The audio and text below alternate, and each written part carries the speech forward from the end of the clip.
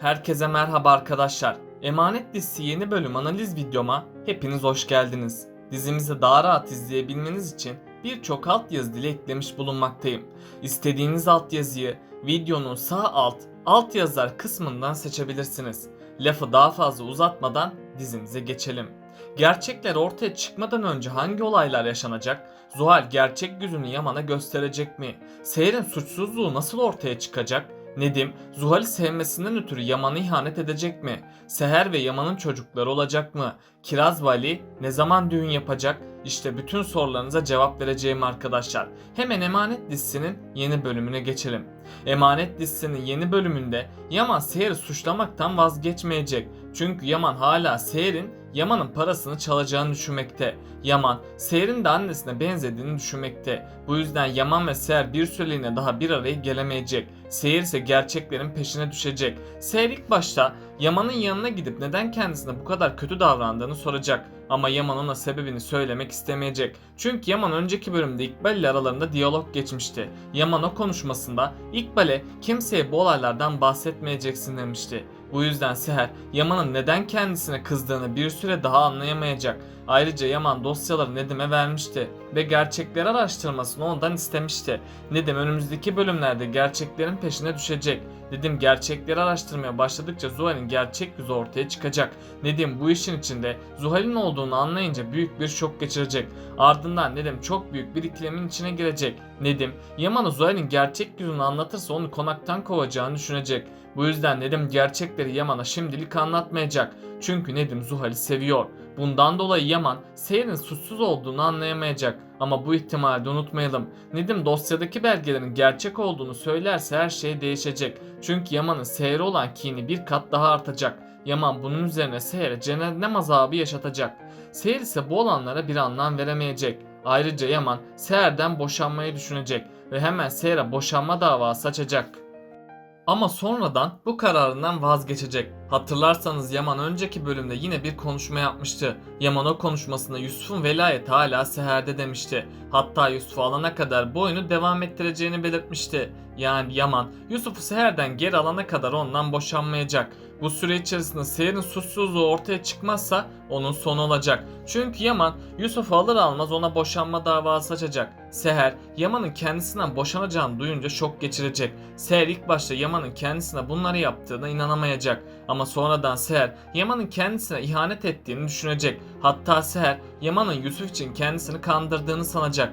Bunun sonucunda da Seher Yaman'dan ayrılma kararı alacak. Yaman ise sahte kanıtları Seher'e gösterip onu konaktan kovacak. Seher de Yusuf kendisiyle götürmeye çalışacak. Ama Yaman buna asla izin vermeyecek. Yaman bir daha Seher'in Yusuf'u görmesine müsaade etmeyecek. Seher ise çaresizce Nadire annenin yanına gidecek. Nadire anne Seher'e neler olduğunu soracak. Seher ise ona olanları anlatacak. Seher ardından Yusuf'u geri almak için yeniden sosyal hizmetlere başvuruda bulunacak. Sosyal hizmetlerde hemen işlemleri başlatacak. Önümüzdeki bölümlerde İbrahim'in gerçeklerin peşine düşecek. İbrahim her araştırmasında Seher'in suçsuz olduğunu görecek. Bunun üzerine İbrahim Zuhal'in banka kartından para çektiğini bulacak. Ali ise bulduğu deliller ile soruşturmayı tekrardan başlatacak. İkbal ve Zuhal ise Seher'in konaktan gitmesiyle çok mutlu olacak. İlk başlarda İkbal artık her şeyin yoluna girdiğini düşünecek. Zuhal ise her gün Yaman'a daha çok yakınlaşmaya çalışacak. Zuhal, Yaman'la evlenirse Kırımlı mirasının kendisinin olacağını sanacak. Ama Yaman, Seher'in acısından asla Zuhal'e bir şans vermeyecek. Yaman olur da Zuhal'e bir şans verirse bu onun en büyük hatası olacak. Çünkü Yaman, Seher'i cezalandırmak için Zuhal'le birlikte olabilir. Seher de Yaman'ın kendisini aldattığını görünce kahrolacak. Yaman ise intikamını böylece Seher'den almış olacak. Seher de aldatılması üzerine Yaman'a bir daha asla dönmeyecek. İkbal ve Zuhal ise hiçbir tehlike kalmadığı için iyice rahatlayacak. Ama onları da bu yolda çok büyük bir tehlike bekliyor. Çünkü Zuhal ve İkbal'in gerçek yüzü ortaya çıkacak. Zuhal ve İkbal'in gerçek yüzünü ise dizimize yeni gelen kişi çıkaracak. Bu kişi konağın yeni bahçıvanı olacak. Çünkü önceki bölümde Cengel ve Adalet Hanım birlikte yemek yiyordu. Tam o sırada Adalet Hanım Cengel'e neden düşünceli olduğunu sormuştu. Cengel ise yeni bir bahçıvan bulamadığı için yorgunum demişti. Adalet Hanım da bir tanıdığını ona önermişti. Yalnız bu kişinin duyduğunu ama ama konuşamadığını belirtmişti. Cenger de onu iş görüşmesine kabul etmişti. Büyük ihtimalle önümüzdeki bölümde bu kişi konağın yeni çalışanı olacak. Bu yeni bahçıvan konakta tüm olup bitenlere şahit olacak. Hatta İkbal ve Zuhal'in gerçek yüzünü bu kişi ortaya çıkaracak. Tabi bunun olması biraz zaman alabilir. Çünkü bu yeni çalışanın dili olmadığı için konuşamayacak. Ama İkbal ve Zuhal'in tüm kötülüklerine şahit olacak.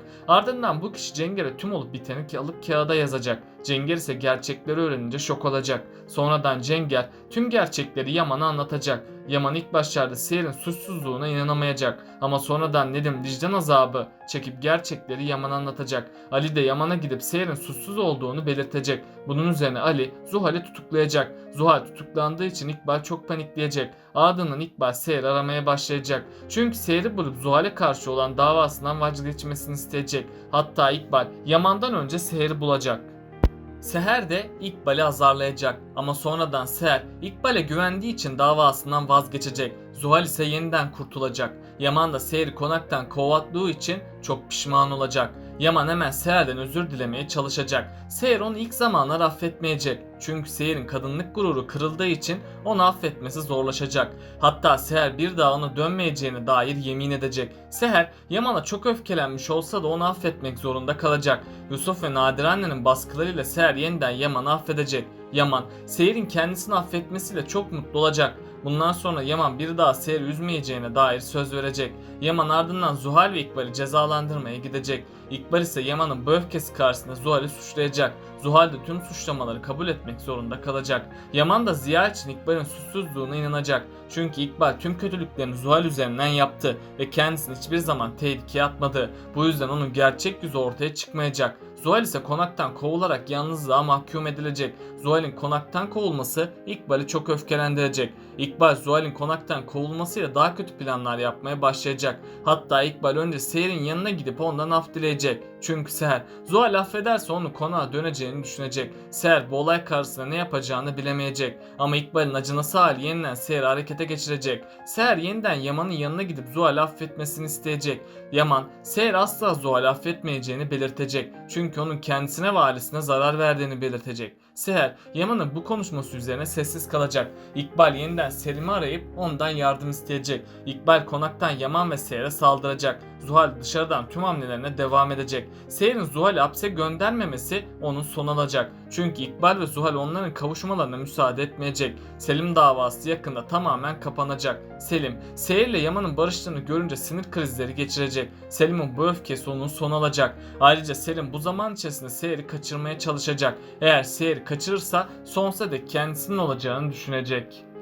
Önümüzdeki bölümlerde Yaman baba olmaktan umudunu kesecek. Tam o sırada büyük bir mucize gerçekleşecek. Seher'de baş dönmeleri ve mide bulantıları olacak. Hatta Seher her gün kendisini halsiz hissedecek. Yaman Seher'i hastaneye götürmek isteyecek. Seher hastaneye gitmeyi kabul etmeyecek. Sonradan Seher Yaman'ın kolları arasında bayılacak. Yaman da Seher için hemen bir doktor bulacak. Doktorun Seher'i muayene etmesiyle çok büyük bir sürpriz yaşanacak. Çünkü Seher'in hamile olduğu ortaya çıkacak. Yaman bu haberi duyunca çok mutlu olacak. Yusuf ise kendisine kardeş geleceği için çok sevinecek. Ama İkbal bu duruma hiç sevinmeyecek. İkbal Kırımlı mirasını istediği için Seher ve bebeğine zarar vermeye çalışacak. Tabi İkbal'in bu planı onun sonunu getirecek. İkbal Seher'in düşük yapması için elinden geleni yapacak. Zuhal ilk başlarda Seher'e zehirli yemek ve su ikram edecek. Seher her zaman olduğu gibi onun boynundan son anda kurtulacak. İkbal artık bu olanlara dayanamayacak. İkbal Seher'in ablasını öldürdüğü gibi onu da öldürmeye çalışacak. Ama sonunda Ziya İkbal'in kötülüklerine dayanamayacak. Ziya Yaman'a gerçekleri söyleyecek.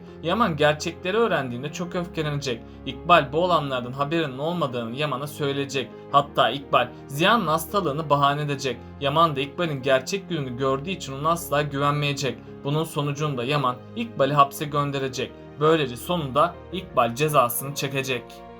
Peki sizce Zuhal ve İkbal'in kurduğu planları kim bozacak? Cenger mi yoksa Nedim mi? Yorumlar kısmında yorumlarınızı bekliyorum. Böylelikle bu bölümün de sonuna geldik arkadaşlar. Bunun gibi videoların devamının gelmesini istiyorsanız kanalımı takip etmeyi ve bu videomu beğenmeyi unutmayın. Kendinize çok iyi bakın. Hoşça kalın.